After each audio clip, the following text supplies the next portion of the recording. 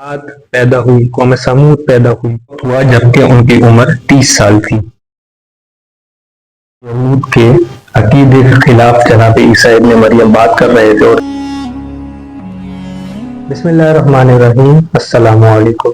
नाज़रीन मोहतरम, इस सीरीज के तकरीबन 4 एपिसोड मुकम्मल हो गए हैं, जिनमें मैंने आपको जनाब ईसा इब्न मरियम की ज़िंदगी के मुख्तलिफ हालात और वाक़यात बताए। किस तरह उनकी कौम ने उन्हें खुदा का बेटा बना दिया, किस तरह उनकी कौम ने उनके खिलाफ एक साजिश रची, जिसके नतीजे में अल्लाह रब्बुल इज़्ज़त ने ईसा इब्न मरियम को जिंदा आसमानों की तरफ उठा लिया। और ये बात अहले यहूद, ईसाई और मुस्लिम तीनों फिरके इस बात को मानते हैं, तीनों मज़ाहिब इस बात को एग्री करते हैं, मानते हैं। उसके बाद रूमी बादशाह कस्तंताइन ने, जो लोग ईसा इब्न मरियम को अल्लाह का बेटा कहते थे, उनका एक नया फिरका बना दिया, जिसे आज रोमन कैथोलिक के नाम से जाना जाता है। और उसकी माँ ने एक गिरजाघर तामीर करवाया, जहाँ ईसाई नेक लोगों की तस्वीर रखते हैं और वहाँ पर दुआ और इबादत करते हैं। जब मैं जनाब ईसा इब्न मरियम अलैहिस्सलाम की ज़िंदगी को स्टडी कर रहा था, तो मेरे सामने से एक आयत गुजरी सूरह तौबा की। इसमें लिखा था कि अहले यहूद उज़ैर को अल्लाह का बेटा कहते थे, उज़ैर अलैहिस्सलाम को, और तुम ईसाई ईसा इब्न मरियम को अल्लाह का बेटा कहते।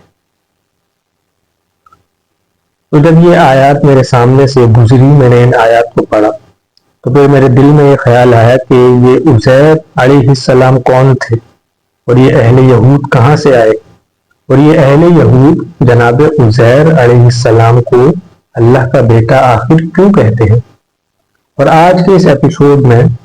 बेसिकली ये एक एडिशनल एपिसोड है इस सीरीज में। ये एपिसोड मैंने इस सीरीज में वैसे तो नहीं डालना था, लेकिन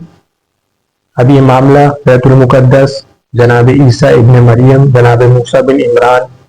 और यरूशलेम के बारे में, उसकी हिस्ट्री के बारे में है, तो इस एपिसोड का इस सीरीज में होना लाजमी है। और आज के इस एपिसोड में मैं आप लोगों को यही बताऊंगा कि जनाब उज़ैर अलैहिस्सलाम आखिर थे कौन, क्या इनका जिक्र कुरान पाक में मौजूद है, क्या इनका जिक्र बाइबल में या तौरात में मौजूद है, और क्या हालात और वाक़यात थे इनकी ज़िंदगी के, और अहले यहूद कहाँ से आए, अहले यहूद इनका नाम कैसे पड़ा यहूदियों का, और अहले यहूद आखिर क्यों जनाब उज़ैर अलैहिस्सलाम को अल्लाह का बेटा मानते थे। ईसा इब्न मरियम को अल्लाह का बेटा मानने की वजूहात थी कि वो बिना बाप के पैदा हुए, लेकिन उज़ैर अलैहिस्सलाम को अल्लाह का बेटा मानने की क्या वजूहात थी, आज के इस एपिसोड में मैं आप लोगों को बताऊंगा। और मैं कोशिश करूंगा कि इंशाअल्लाह आप लोगों को अपनी बात आसान अल्फाज में समझा सकूं, ताकि आप लोगों को ये वाक़या और जनाब उज़ैर अलैहिस्सलाम को यहूदी आखिर क्यों अल्लाह का बेटा कहते थे समझ में आ सके। तो सबसे पहले तो ये बात जान लें कि ये यहूद आखिर है कौन। तफासीर और रवायात के मुताबिक कौम बनी इसराइल में एक शख्स था जिसका नाम था यहूदा, और उसी की नस्ल को अहले यहूद या फिर यहूदी कहा जाता है। और जो दूसरी शख्सियत है जनाब उज़ैर अलैहिस्सलाम की, जिनको ये यहूद अल्लाह का बेटा कहते हैं, तो उनका हस्ब नसब कुछ यूँ है कि वो जनाब मूसा बिन इमरान और हारून बिन इमरान अलैहिस्सलाम की नस्ल में से है। और इब्न अस्करी के मुताबिक उनके वालिद का नाम जुरवा था। जनाब उज़ैर अलैहिस्सलाम और यहूदियों पर एक अलग से जो मैंने ये एपिसोड इस सीरीज में ऐड किया है, मुझे ये एपिसोड इस सीरीज में ऐड नहीं करना था, ना ही मैंने इस बारे में कोई बात करनी थी। लेकिन जब मेरे सामने सूरह तौबा की वो आयत गुजरी कि अहले यहूद उज़ैर को अल्लाह का बेटा कहते थे और तुम ईसाई ईसा इब्न मरियम को अल्लाह का बेटा कहते हो, तुम लोगों में कोई फर्क नहीं है और तुम दोनों भटकी हुई कौमें हो, तो मेरे जहन में ये बात आई कि इस वाक़ये को भी हाईलाइट करना चाहिए इस सीरीज में, क्योंकि इस सीरीज में बात हो रही है ईसा इब्न मरियम की डिग्निटी की, कि उन्हें अल्लाह का बेटा कहा गया। तो दूसरी तरफ अहले यहूद ने जनाब उज़ैर अलैहिस्सलाम को भी अल्लाह का बेटा कहा, हालांकि वो नबी थे। اور جس طرح عیسیٰ ابن مریم نے کبھی ڈگنیٹی کلیم نہیں کی، یعنی کہ نہیں اپنے منہ سے کہا کہ میں اللہ کا بیٹا یا پھر خدا ہوں، اسی طرح جناب عزیر علیہ السلام نے بھی کبھی اپنے منہ سے یہ بات نہیں کہی کہ میں اللہ کا بیٹا ہوں یا پھر میں خود خدا ہوں۔ یہ صرف اہل یہود کا ایک پروپیگنڈا تھا، اس کے تحت انہوں نے جناب عزیر علیہ السلام کو اللہ کا بیٹا ڈکلیئر کر دیا، جس طرح عیسیٰ ابن مریم کو عیسائیوں نے اللہ کا بیٹا ڈکلیئر کیا، اس کے بعد خود خدا ڈکلیئر کیا۔ لیکن اہل یہود نے یہاں پر ہاتھ تھوڑا سا ہلکا رکھا اور انہوں نے صرف عزیر علیہ السلام کو اللہ کا بیٹا کہا۔ قرآن پاک میں جناب عزیر علیہ السلام کے متعلق، ان کی زندگی کے متعلق جو بھی حالات اور واقعات ہیں اس کے بارے میں کوئی ڈسکشن موجود نہیں ہے۔ بائبل یا پھر دوسرے بائبل کے جو ترک ہیں یا پھر تورات میں جناب عزیر علیہ السلام کے بارے میں تفصیل موجود ہے، اور وہاں پر صرف ایک واقعہ ہائی لائٹ ہے جو کہ قرآن پاک میں بھی موجود ہے سورہ بقرہ کے اندر۔ وہ واقعہ کچھ اس طرح ہے کہ ایک مرتبہ ایک بزرگ نیک شخص کو اللہ رب العزت نے بیت المقدس یروشلم کی طرف جانے کا آرڈر دیا، حکم دیا، تو وہ وہاں پر گئے تو انہوں نے دیکھا کہ وہ تو ایک کھنڈر بستی ہے، برباد بستی ہے، اللہ کا عذاب جیسا وہاں پر نازل ہوا ہو اس طرح کی بستی ہے، نہ وہاں پر کوئی انسان ہے نہ ہی کوئی اور شے، اور انہیں یہ حکم ہوا تھا کہ اس بستی کو دوبارہ سے آباد کر دیا جائے گا۔ لیکن جب وہاں پر جا کر انہوں نے حالات اور واقعات دیکھے تو ان کے ذہن میں ایک بات ہے کہ یہ بستی کس طرح آباد ہوگی، نہ یہاں پر مکان ہے، ہر چیز کھنڈر ہو چکی ہے اور ہر چیز بالکل نیست و نابود ہو چکی ہے۔ اسی حیرانگی کے عالم میں اللہ عز و جل نے انہیں موت کی آغوش میں سلا دیا، اور جب وہ اٹھے تو تقریباً 100 سال کا عرصہ گزر چکا تھا، ایک صدی گزر چکی تھی۔ لیکن جب ان کی آنکھ کھلی تو اللہ رب العزت نے ان سے پوچھا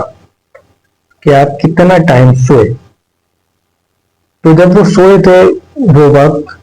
سورج طلوع ہونے کا تھا، لیکن جب وہ اٹھے تو وہ وقت سورج ڈوبنے کا تھا۔ تو انہوں نے اللہ رب العزت کو جواب دیا کہ یا اللہ میں ایک دن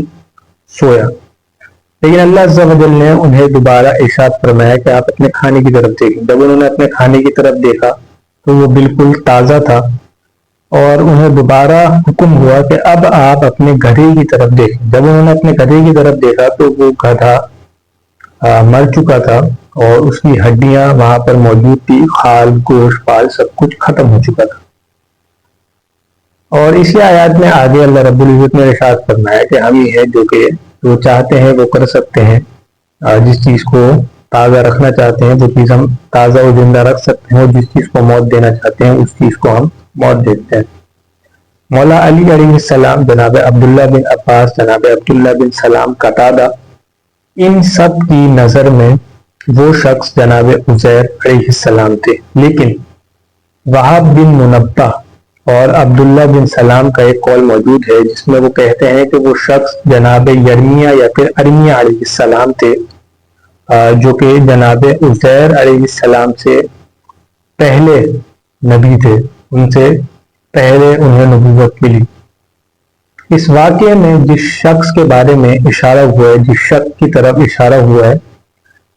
اس شخص کے نام میں بہت سے اختلاف ہیں۔ کچھ مفسرین کرام نے لکھا کہ ان کا نام جناب عزیر علیہ السلام تھا، اور کچھ نے لکھا کہ جناب یرمیہ علیہ السلام تھا، جیسے کہ عبداللہ بن عباس، عبداللہ بن سلام، مولا علی علیہ السلام، قتادہ، ان سب نے لکھا کہ وہ شخص جناب عزیر علیہ السلام تھے۔ لیکن وہاب بن منبہ اور عبداللہ بن سلام کا ایک قول موجود ہے جس میں وہ یہ کہتے ہیں کہ وہ شخص جناب یرمیہ علیہ السلام تھے۔ اچھا، یہاں پر میری ایک بات غور سے سمجھ لیں، وہ یہ ہے کہ ان آیات میں نے آپ کو بتایا کہ یروشلم یعنی کہ بیت المقدس بالکل تباہ ہو برباد ہو چکا تھا، اس وقت جناب عزیر علیہ السلام کو بھیجا گیا تھا۔ لیکن پچھلے ایپیسوڈ میں نے آپ کو بتایا کہ قوم بنی اسرائیل نے ایک فیصلہ کروایا تھا رومن بادشاہ قسطنطین سے، اور اس نے ایک فرقہ تخلیق کر دیا تھا جس کا نام تھا، فرقہ بنا دیا تھا جس کا نام تھا رومن کیتھولک۔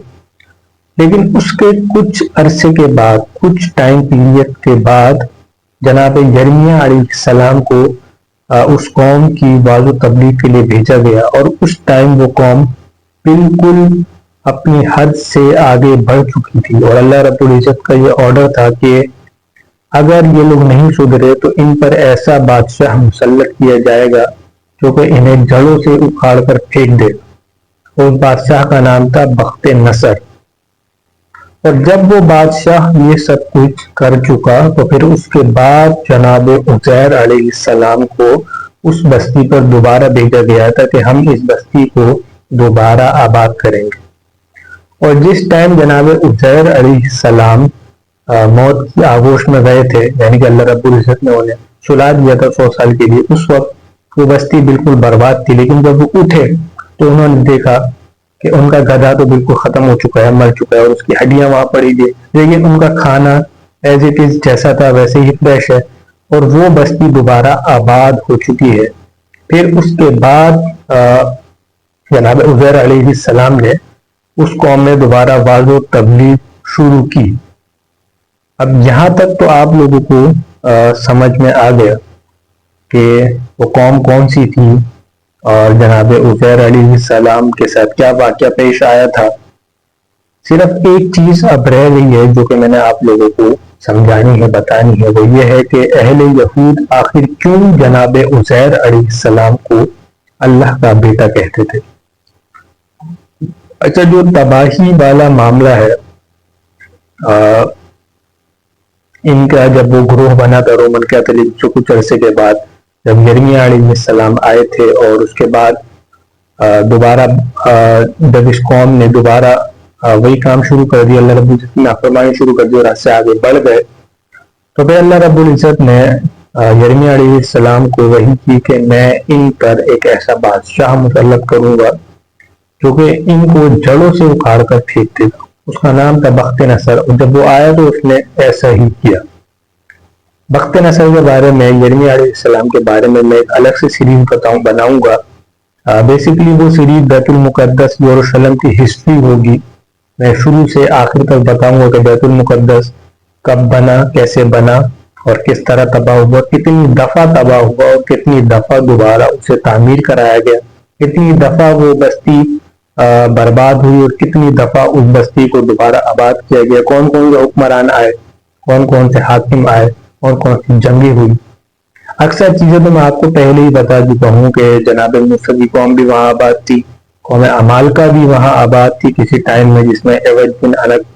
ایک شخص تھا جس کا قد آسمانوں جتنا تھا، کیونکہ میں نے آپ کو پچھلے ایپیسوڈ میں کہیں بتایا ہوگا، اگر مجھے یاد رہا تو میں لنک ڈسکرپشن میں ڈال دوں گا۔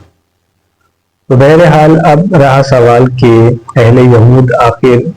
عزیر علیہ السلام کو اللہ کا بیٹا کیوں مانتے ہیں،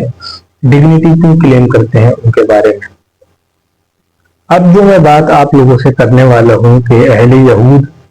نے آخر کیوں جناب عزیر علیہ السلام کو اللہ کا بیٹا قرار دیا، تو اس چیز کا جواب مجھے بہت ہی مشکل سے حاصل ہوا،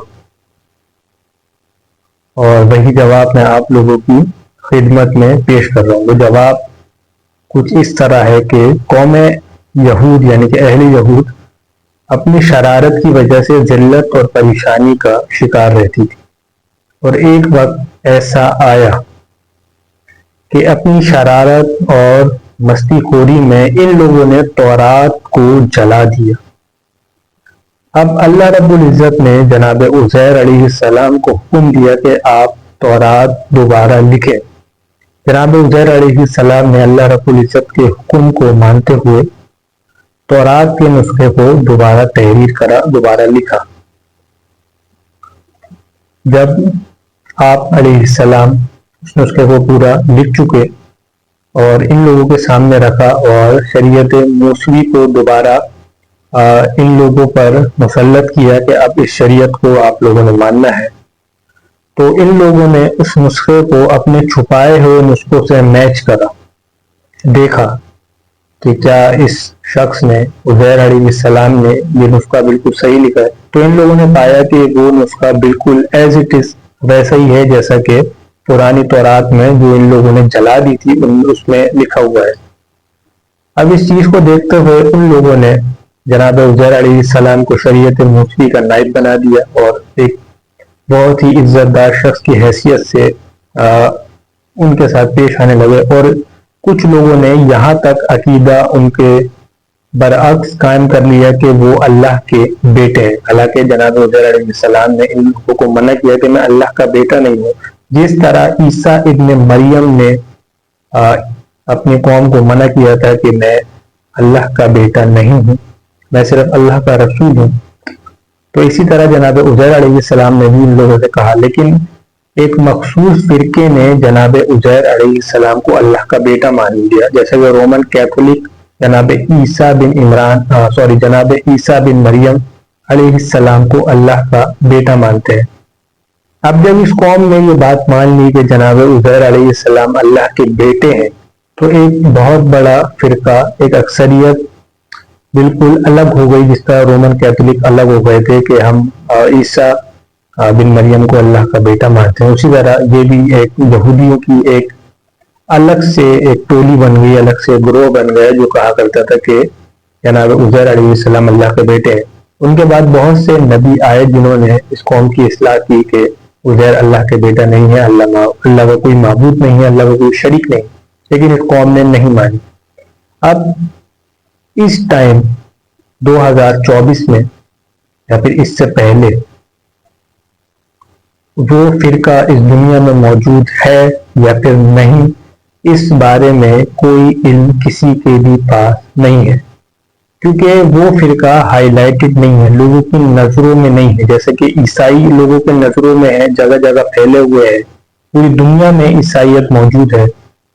بیسیکلی یہودیت بھی پوری دنیا میں موجود ہے، لیکن وہ جو ایک الگ سے فرقہ تھا جو کہ کہا کرتا تھا کہ جناب عزیر علیہ السلام اللہ کے بیٹے ہیں، وہ فرقہ فی الحال تو ہائی لائٹ نہیں ہے، کوئی نہیں جانتا کہ وہ فرقہ ہے بھی یا پھر نہیں، لیکن قرآن پاک نے اس فرقے کو ہائی لائٹ کیا، لوگوں کو بتایا کہ ایک یہودیوں کا ایک ایسا بھی گروہ گزرا ہے تو کہا کرتا تھا کہ جناب عزیر جو کہ ہمارے نبی ہیں وہ اللہ کے بیٹے ہیں، حالانکہ وہ اللہ کے بیٹے نہیں ہیں، اللہ وحدہ لا شریک ہے، اس کا کوئی بھی شریک نہیں، وہ اکیلا ہے، وہ بے نیاز ہے۔ اس ایپیسوڈ سے منسلک جتنے بھی ریفرنسز ہیں وہ سب میں اس ویڈیو کے آخر میں آپ لوگوں کے سامنے پیش کر دوں گا، کیونکہ ویڈیو کے بیچ میں ایک ایک کر کے ریفرنسز بتانا اس سے ٹائم بھی ضائع ہوتا ہے، اور اس کے بعد بات سننے میں مزہ بھی نہیں آتا، بیچ بیچ میں رکاوٹ آ جاتی ہے۔ لیکن